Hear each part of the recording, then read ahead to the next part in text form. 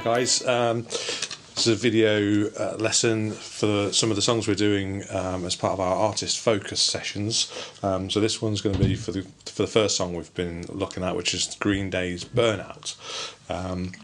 So it's a recap really, and like a reference video so that you can go over the lesson in your own time if you want to. So what I'll do is I'll bring the camera in a bit closer and we'll have a look at the chords and the sort of strumming and all the rest of it for this song. Okay.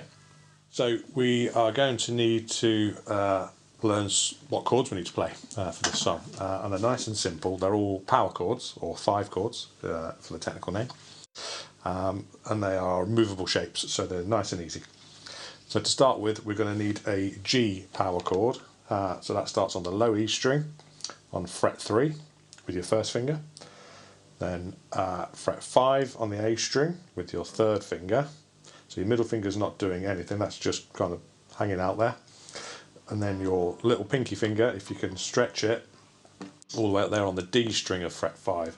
That note was the root note, it's another G note in this case. If you can't quite reach it, it's not the end of the world because you've got the root in the 5th. Hence the name 5 chords, or a 5th chord. But if you can get your pinky on that extra note, it just fills the chord out a little bit more, gives it a bit more sort of body. So that's our G power chord. So you've got your first finger, your third finger, and your pinky.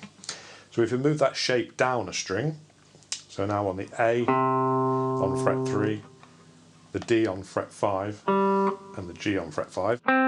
We've got the C power chord. And again, that pinky finger is playing a duplicate of the first finger. So a C note in this case. So again, if you can't quite stretch your hands, if your hands are small, and you can't quite reach that little finger onto the last note there, it's not the end of the world. Again, it just adds a bit more sort of body to the song. It doesn't add any extra notes, so it's not crucial if you can't get it.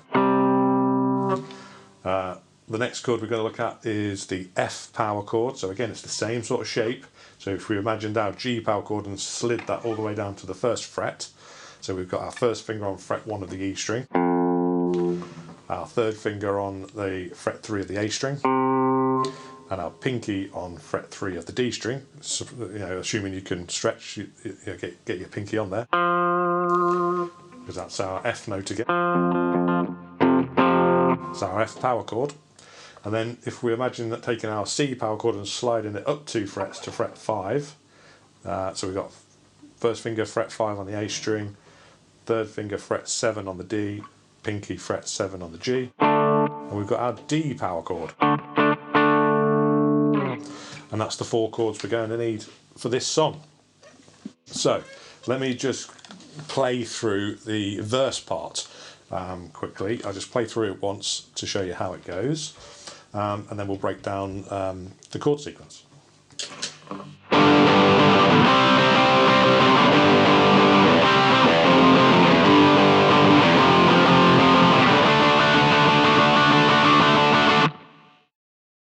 And that is it, it's as easy as that. Right, so we start on G and we do a full bar of the G power chord. So if you want to count this accurately, you want to count every strum. The strumming pattern isn't quite solid 8th notes, but there's quite a lot of 8th notes in there, so you won't go far wrong if you're counting 1 and 2 and 3 and 4 and all the way through. So that's what we'll do. So for the first bar, it's G, and it's 1 and 2 and 3 and 4 and, yeah? And then we move up to the C chord, and it's the same thing again. Back down to the G, so another 1 and 2 and 3 and 4 and. So when we go to the C for the second time, we only play half a bar for this chord, so it's 1 and 2 and. And then we go to the F and we do the same thing, but we'll count this as 3 and 4 and. And then we're back to the G for another bar. And we go back down to the F for a bar. And we finish on the D, and it's 2 bars for the D. So you would count that 1 and 2 and 3 and 4 and 1 and 2 and 3 and 4 and.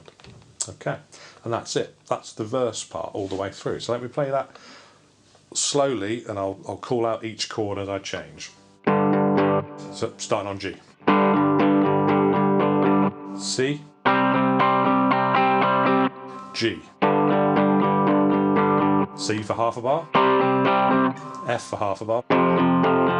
G. Back to F. And finishing on D for 2 bars.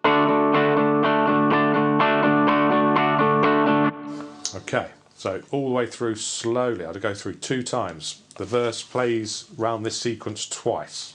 So I'll play it through twice, and you can practice playing along with it.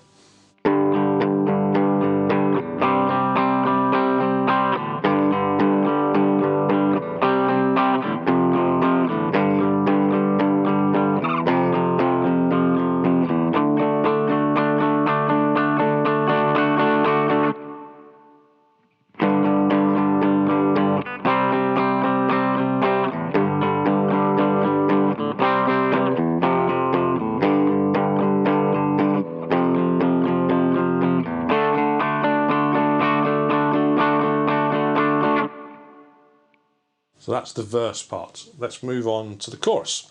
The chorus is very similar. It uses the same chords, just in a slightly different order, but it's got the same kind of feel and strumming pattern and all that to it. So I'll just play it through sort of normal speed with some distortion or overdrive, just to give you an idea what it should sound like.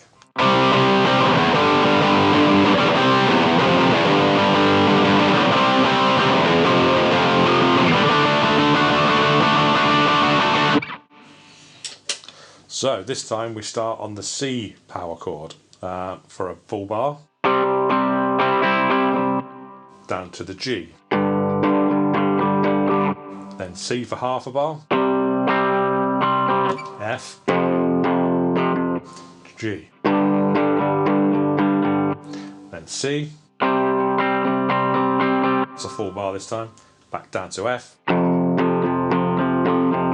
finishing on D. So that's 2 bars again on the D. So once again, C, G, C, F, G, C, F, D. And that is the chorus. And the first chorus, it only goes around that once. Verse 2 is exactly the same as verse 1, and chorus 2, it's exactly the same as chorus 1, but it goes round twice. With one exception when I say exactly the same, and that is the way that the chorus comes in. So chorus 1, we go straight in, so we go from our verse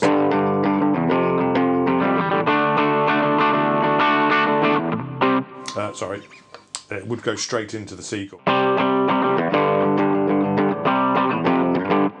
But in the chorus 2, and each time it subsequently starts again, there's a very small pause. It misses the first kind of quarter note, I suppose. It's got a rest in there and whatnot. So it would sound something like this.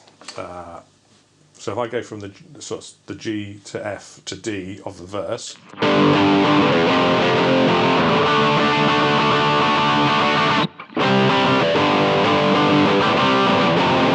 so you notice a very, very sort of short pause there before I go to the C chord.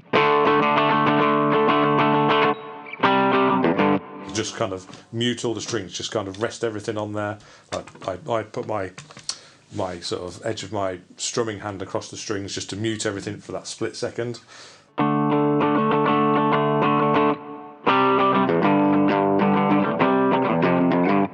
Well, as I say, in the first chorus it doesn't do that, it's straight to the C.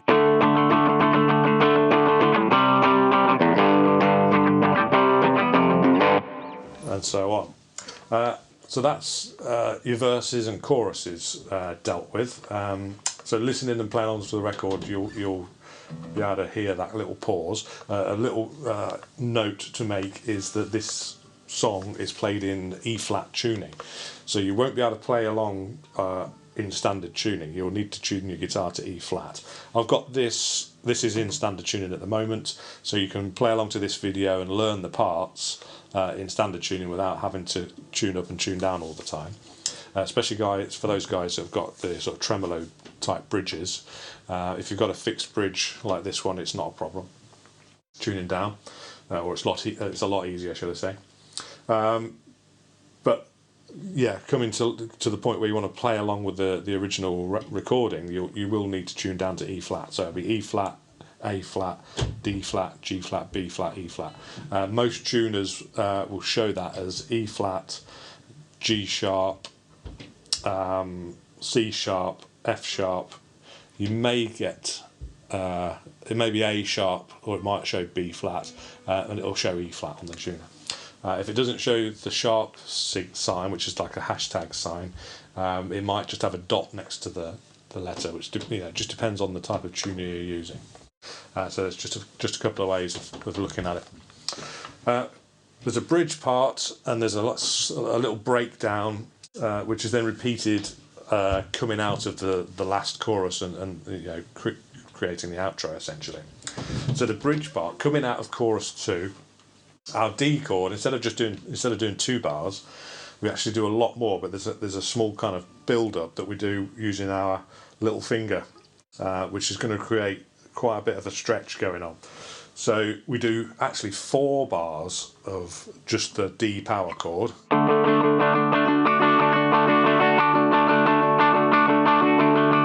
And then we turn that into a D major by, so if we normally play the power chord with 3 fingers, I was just doing it then with 2, barring my 3rd finger.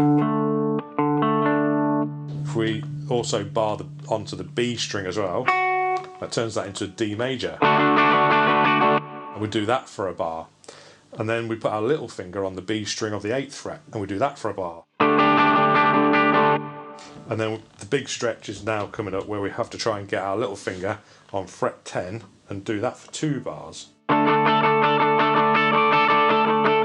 So we've got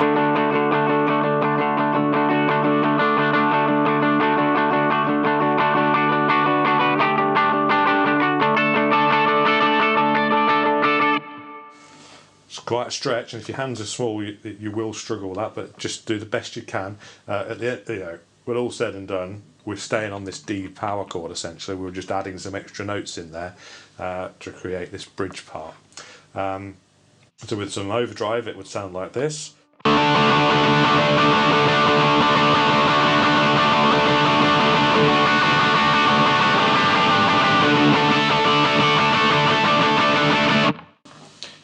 And then we go down into the breakdown section, which is just 2 chords. It's G to F, back to G, and it's down, up, down on the G, down and hold on the F, down and hold on the G when you get back. So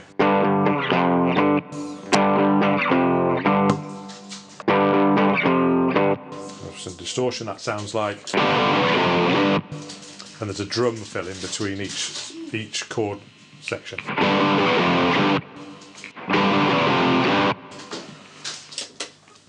And that is all the parts. You will then go back into the chorus, and the outro does the same thing. We finish the chorus after we've been round twice, and it's the same.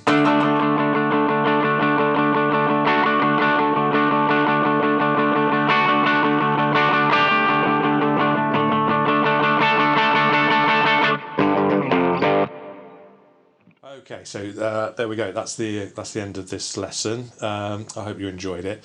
I'm going to try and do one of these every week if I can, to sort of coincide with the lessons we're doing on the songs that we're learning as an artist-focused thing, just so that you've got something to kind of refer back to and use it as a reference point and practice and whatnot.